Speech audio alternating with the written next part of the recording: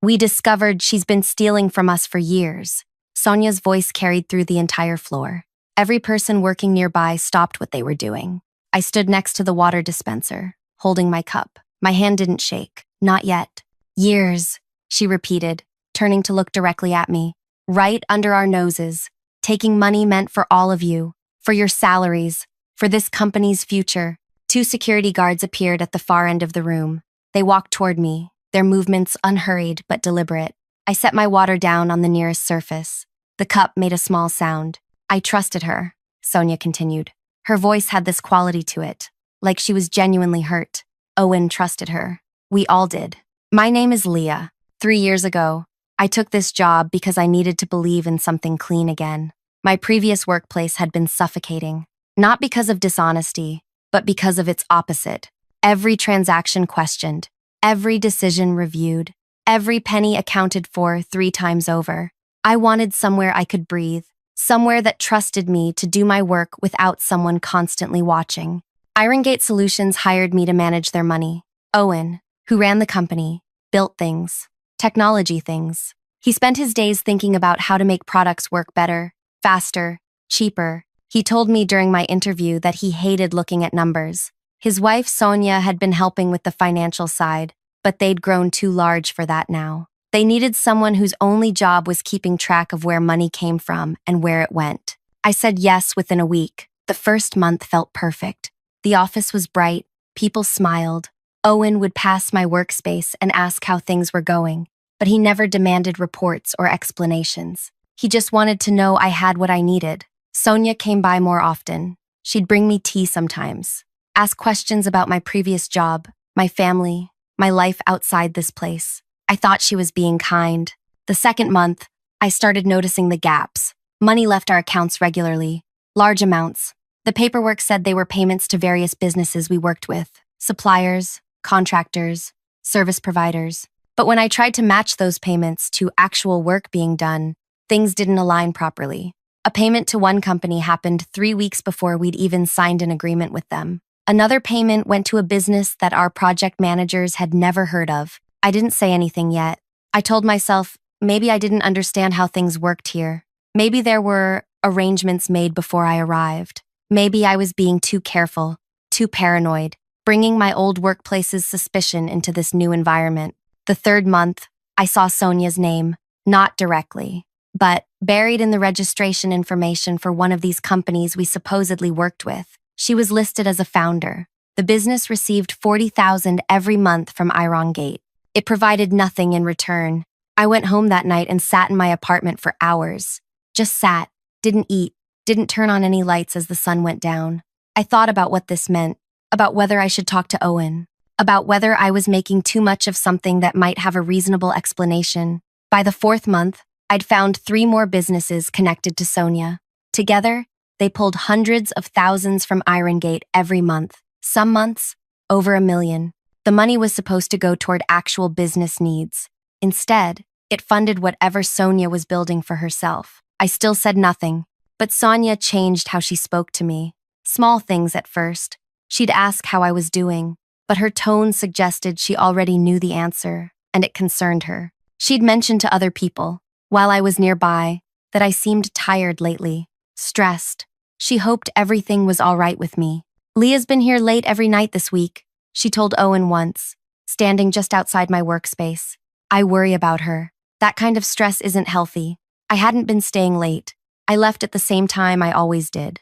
She started asking me about my personal finances. Did I have family helping me? Was rent expensive where I lived? She knew someone who could connect me with better opportunities if I needed extra income. Just trying to help, she'd say. Just want to make sure you're okay? Before I continue, I want to thank you for listening to this. Really, it means something to know someone's hearing this story. Tell me in the comments where you're listening from. I'd love to know where you are right now. Thank you. Now, back to what happened. 5 months ago, I made my decision. Not the decision you might think. I didn't start gathering proof, didn't build files or take photos or keep secret records. I did something simpler. I contacted the government office that investigates financial crimes at companies. I didn't accuse anyone. I just asked questions. What were the rules about reporting? How did inspections work? When did they usually check companies in our industry? The person I spoke with became interested. Why was I asking? Was there a concern? I suggested they might want to do a routine inspection of Iron Gate. We'd grown significantly. It seemed like the responsible thing to do. They agreed, said they'd schedule something in about 2 months. I never told Sonia about this conversation, never mentioned it to anyone, but Sonia had her own sources. 6 weeks later, she found out somehow that inspectors were scheduled to visit. I watched her that day, the way she walked faster between rooms, the way she checked her phone constantly, the way she looked at me. The next morning, she started setting things up. She'd had access to my login information for months. She'd asked for it early on, saying she might need to check something if I was ever out sick. I'd given it to her because refusing would have seemed suspicious. She used that access to move her recent transfers, made it look like they'd come from accounts I controlled, created a trail that pointed to me. I knew what was happening. I watched it happen. I didn't stop it, because 2 weeks earlier, I'd done something else, something she didn't know about. I'd contacted Owen directly, not at the office. I'd found where he went most mornings before work, a small place that served breakfast. I'd waited outside one day and approached him. I need to talk to you about your money, I'd said. Not here, somewhere private. It's important. He'd looked confused but agreed. We met that evening. I told him everything, showed him where to look. He'd gone pale, asked me to repeat certain parts, asked why I hadn't come to him sooner. I told him I'd needed to be certain first. I needed to understand the full picture. The inspectors, I'd said. They're not coming in 2 months like Sonia thinks. I spoke with them again. They're willing to come earlier, much earlier. They could be here next week if you authorize it. Owen had authorized it.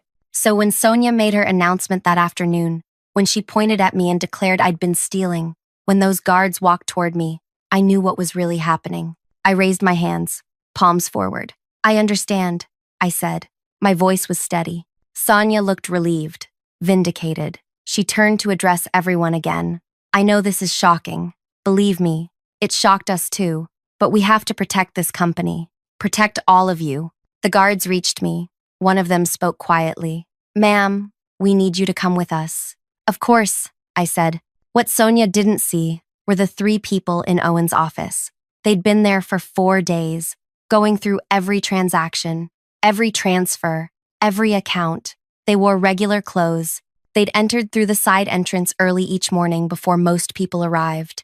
Owen had given them everything they'd asked for. What Sonia didn't know was that they'd already traced every penny she'd taken, already confirmed which accounts were hers, already prepared their report. The main entrance opened. 4 uniformed officers walked in, not security guards, actual officers, the kind with badges and authority that extended far beyond this building.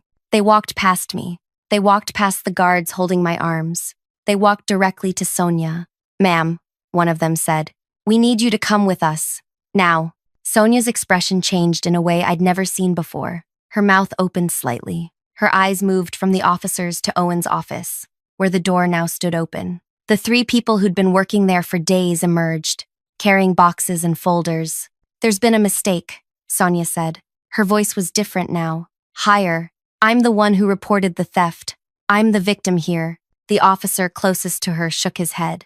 Ma'am, please don't make this harder. We have all the information we need.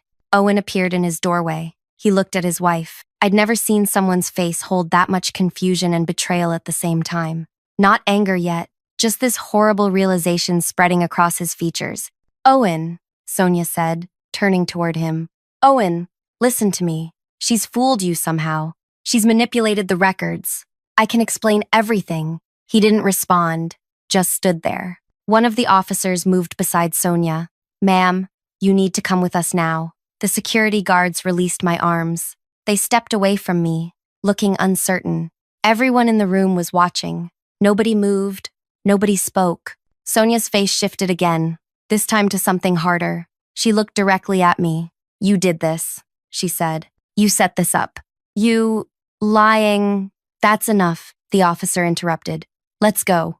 They led her toward the entrance. She tried to pull away once, but they held her firmly. Not roughly, just firmly. As they passed me, she stopped walking, forcing them to stop too. You'll regret this, she said to me. Do you understand what you've done? Not just to me, to everyone here. This company won't survive this. All these people will lose their jobs. That's on you. I didn't reply. The officers moved her forward again, out through the entrance, toward the vehicles, waiting outside. The room stayed silent for another moment. Then everyone started talking at once. Questions flew in every direction. People clustered together, asking each other what had just happened, what this meant, whether what Sonia said was true about the company. Owen raised his hand. The talking subsided gradually. Everyone, he said. His voice was rough, like something was caught in his throat. I need you all to go home for today. We'll send information tonight about tomorrow.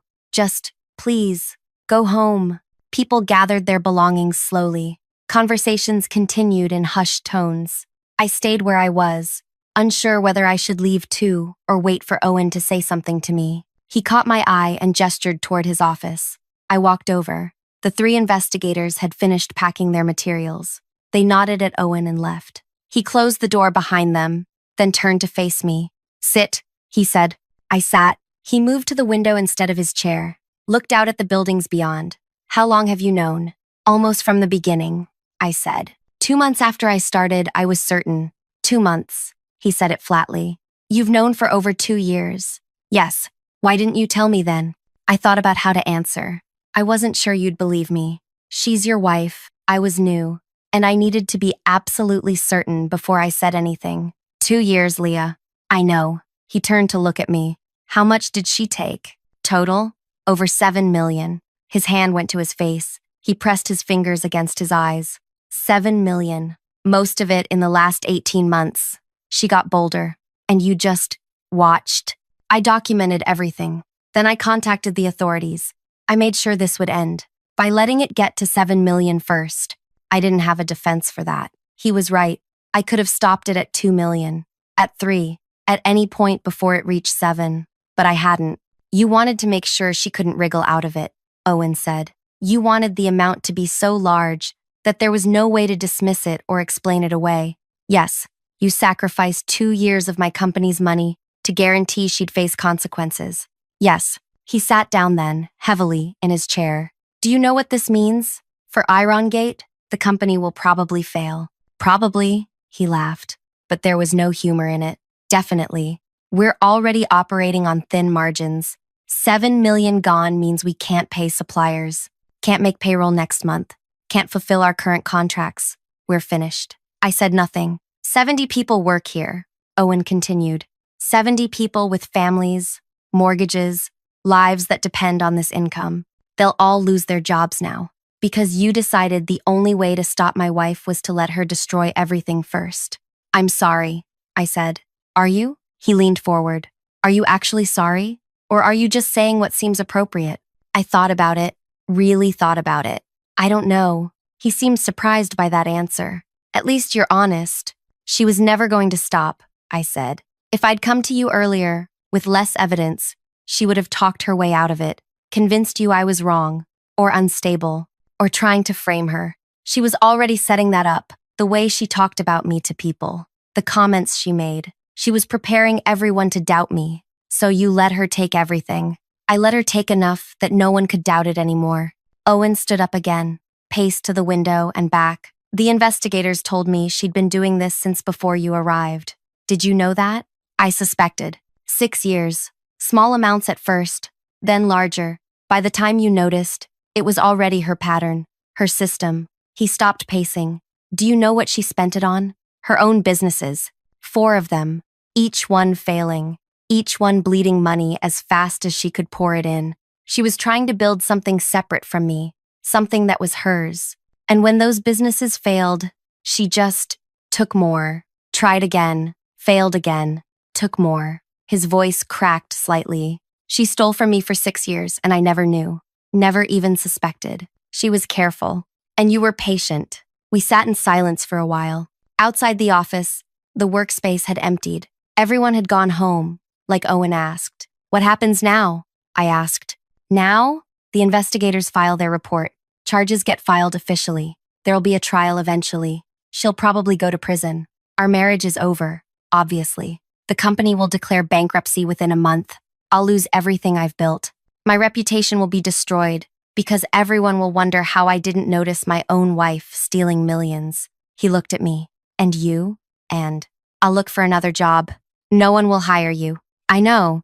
Word will spread. Not the truth, but a version of it. People will hear that you were involved in a company's collapse, that you knew about theft and waited years to report it, that you let it happen. No one will want that risk. I know, I said again. So you sacrificed your career too? Yes. Why? Owen asked. Why do all this? Why not just find another job 2 years ago and leave? Why stay and watch and wait and plan? What did you get out of this? I considered the question. It deserved a real answer. When I first realized what she was doing, I was angry, but then I watched her. The way she smiled at people, the way she acted, concerned and caring, the way she was setting me up to take blame if anyone ever questioned anything. And I realized she'd done this before. Maybe not exactly this, but something like it. She knew how to manipulate, how to redirect suspicion, how to make herself look innocent.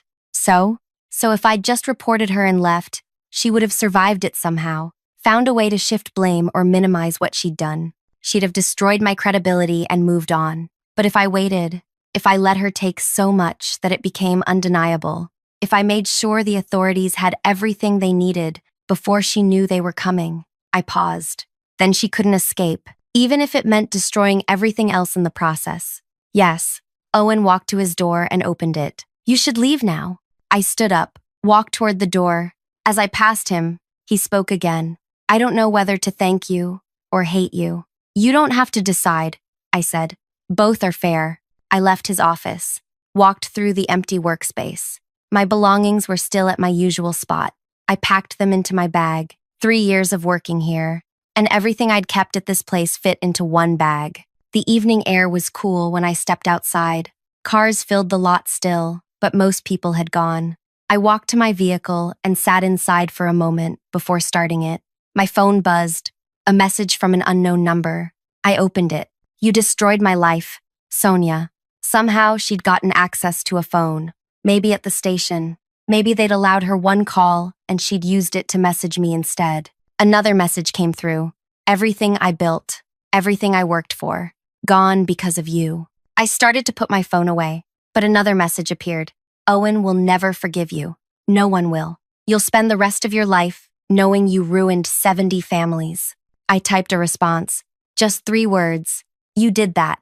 I blocked the number and drove home. My apartment felt different when I walked in. Same furniture, same walls, same everything, but different somehow. Like I'd left a different person that morning and come back someone else. I made dinner, something simple, ate it slowly, washed the dish, sat on my couch as the sky outside darkened completely. The local news played on my television. Halfway through, a brief mention. A local business owner was taken into custody today on suspicion of financial crimes. Details are still emerging, but sources say the investigation involves millions taken from the technology company her husband founded. More as this story develops. They showed a photo of Sonia, professional, smiling, nothing like the face she'd made when the officers arrived. My phone rang.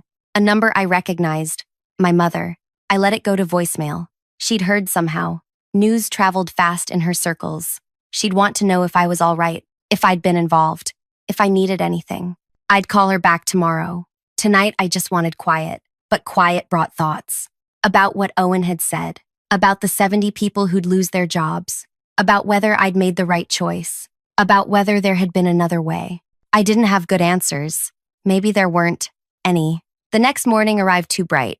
Sunlight came through my windows in ways that felt intrusive. I got up anyway, made tea, sat at my small kitchen area, and opened my laptop.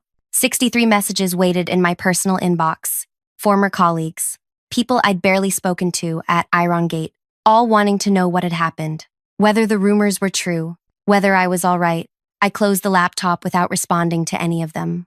My phone showed missed calls too, 12 of them. My mother again, a former supervisor from my old workplace. 2 numbers I didn't recognize. I put the phone face down on the counter. For 3 days, I stayed inside, ordered food, ignored messages, watched the news coverage grow. The story became bigger than I'd expected. Local reporters found interest in it. A successful tech company brought down by the founder's wife, millions stolen over years. an employee who'd reported it. Some stories made me sound heroic, others made me sound complicit. None of them were quite accurate, but I didn't correct any of them. On the fourth day, someone knocked on my door. I looked through the peephole. A woman I didn't recognize. Professional clothes, tired eyes. "Leah?" she called through the door. "My name is Paula. I worked at Iron Gate. Can we talk?" I opened the door partway. "I don't think that's a good idea. Please, just 5 minutes." I let her in. She stood in my small living space, looking around like she was trying to understand who I was from my belongings.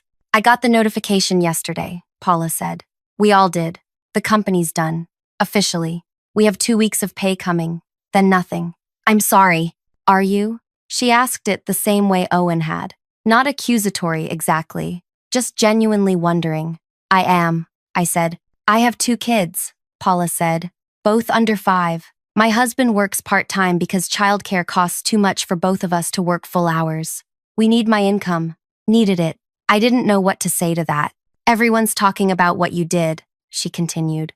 "Half the people think you're brave. The other half think you should have come forward sooner. Stopped it before it got this bad. What do you think?" Paula sat down on my couch without asking. She looked exhausted. "I think you were in an impossible situation. I think Sonia would have destroyed you if you'd spoken up earlier. But I also think," she trailed off. "Think what?" "I think you could have tried anyway, even if it meant she destroyed your credibility, even if it meant losing your job, because trying and failing would have been better than waiting until there was nothing left to save." She was right. I knew she was right. I sat down across from her. I made a choice. It was probably the wrong one. "Probably?" Paula's voice rose slightly. "Definitely. You chose certainty over people. You chose making sure Sonia went down over giving the company a chance to survive. She would have—" "Maybe," Paula interrupted. "Maybe she would have talked her way out. Maybe she would have blamed you. Maybe Owen would have believed her. But maybe not. Maybe he would have investigated. Maybe we could have recovered some of the money. Maybe the company would have survived. You didn't give us that chance." I had no defense. She was saying everything I'd thought during those 3 days alone. Everything I'd tried not to think about. "Why are you here?" I asked. "To tell me this?" Paula stood up. "I'm here because despite everything, I understand why you did it. I hate that you did it. I hate that my family is going to struggle because you made the choice you made, but I understand it." She moved toward the door. "I just wanted you to know that someone sees the whole thing. Not the hero version, not the villain version, just the messy, complicated, real version." She left. I sat in my apartment for another hour, not moving. That afternoon, I forced myself to leave, went to the store, bought groceries, normal things. As I waited to pay, the person behind the counter looked at me oddly, recognition in their eyes. They'd seen the news. They knew who I was. They didn't say anything, but I saw them whisper to a coworker after I left. This would be my life now. People recognizing me, having opinions about me, judging choices they hadn't had to make. A week later, Owen called. I almost didn't answer, but curiosity won. "The bankruptcy finalized," he said without greeting. "It's over. I heard. I'm selling my house. Moving somewhere smaller. Starting over, if you can call it that, at 47. "Owen, I'm not calling to make you feel worse," he said. "Or better. I'm calling because the investigators finished their complete report. They found records going back 8 years. Sonia had been doing this even longer than we thought, and she'd done it before, at a previous company. Got away with it, because that company settled quietly rather than prosecute. I hadn't known that. If you hadn't done what you did," Owen continued, "she would have eventually taken everything anyway, then moved on, done it somewhere else. The pattern was clear once they looked at her history." "Does that make you feel better?" I asked. "No, nothing about this makes me feel better. But it makes me understand why you waited, why you needed it to be airtight, because you knew if there was any room for doubt, she'd slip through."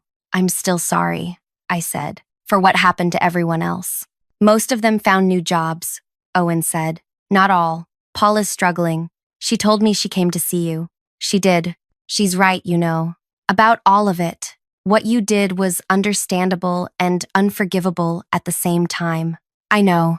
I have to go," he said. "I just wanted you to know about Sonia's history. Thought you should have all the information." He ended the call. I sat holding my phone, processing what he'd told me. She'd done this before, gotten away with it. The company I'd sacrificed, the jobs lost, the lives disrupted, all of that had prevented her from doing it again somewhere else. From hurting more people. Did that balance things? Did that make my choice defensible? I didn't know. Still don't. 3 months passed. I applied to 42 positions. Got 3 interviews. No offers. Word had spread exactly as Owen predicted. Not the full truth, but enough of it. Companies saw my name and found the news stories. Found enough questions to decide I wasn't worth the risk. My savings dwindled. I started looking at jobs outside my field. Things that wouldn't check my background as thoroughly. Things that paid less, but would keep me housed and fed. Then I got a message from an address I didn't recognize. The subject line read, "Job opportunity." I almost deleted it as spam, but something made me open it. "Miss Leah, my name is Gordon. I run a small operation that helps people who've been financially harmed by fraud. We're not investigators. We're not authorities. We just help people navigate the aftermath. I've followed your situation. I'd like to talk about you joining our team. We need someone who understands how these things work from the inside. Call me if you're interested." A phone number followed. Nothing else. I stared at the message for a long time. This could be legitimate. Could be someone wanting to exploit what happened. Could be something else entirely. I called the number. Gordon answered on the second ring. His voice was older, weathered. "You called. Good. What is this?" I asked. "What do you actually do?" Exactly what I said. When someone gets hurt by fraud, the authorities handle the criminal side. But the victims? They're left trying to recover, trying to understand what happened, trying to rebuild. We help them do that. We have accountants, former investigators, people who know how to untangle financial messes, and we could use someone who understands how fraud happens from the inside. Why me? Because you lived it, watched it happen, understood the mechanisms, and because you made a hard choice that cost you everything. That tells me you're willing to do difficult things when they matter. "I destroyed people's lives," I said. "You stopped someone who would have kept destroying lives. The cost was high, maybe too high, but the alternative was letting her continue. I've seen her type before. They don't stop until they're forced to stop." We talked for an hour about what his organization did, about what the role would involve, about whether I was really suited for it. By the end, he offered me a position. The pay was less than half what I'd made at Irongate, but it was something. More importantly, it was purpose. I accepted. That was 8 months ago. I've been working with Gordon's team since then. We help people piece together what happened to them, help them understand the schemes that targeted them, help them find what can be recovered. It's not glamorous. It's often depressing, but it matters. Last week, I got a letter, prison correspondence, from Sonia. I almost threw it away unopened, but I read it. She wrote 3 pages. Most of it was anger, blaming me, blaming Owen, blaming the investigators, blaming everyone except herself. But the last paragraph was different. "You knew what I was," she wrote, "before I even realized it myself. You saw the pattern. I keep thinking about that. How you watched me for 2 years and understood me better than I understood myself. I hate you for what you did, but I think you're the only person who actually saw me clearly." I haven't responded. Don't plan to, but I kept the letter. Sometimes I think about those 70 people at Irongate, about Paula and her kids, about whether I made the right choice. I still don't have a good answer. Maybe there isn't one. Maybe some situations don't have right choices, just choices with different costs, and you pick the one you can live with. I can live with mine, barely. Some days better than others. But I wake up each morning and do work that helps people hurt by the same kind of thing Sonia did. That has to count for something. The story doesn't end with justice feeling clean or satisfying. It ends with me in a smaller apartment, doing harder work for less money, carrying the weight of decisions that hurt people I never wanted to hurt. But it also ends with Sonia in prison, unable to do this to anyone else, and with me understanding that sometimes the cost of stopping something terrible is terrible itself. That's the truth of it. Not heroic, not villainous, just complicated and messy and real. Thank you for listening to all of this, for staying until the end. If this story meant something to you, if it made you think about the complicated choices people face, I'd appreciate you leaving a comment. Let me know your thoughts. And if you found value in hearing this, consider sharing it with others. These stories need to be told. The real ones. The ones without clean endings. Thank you.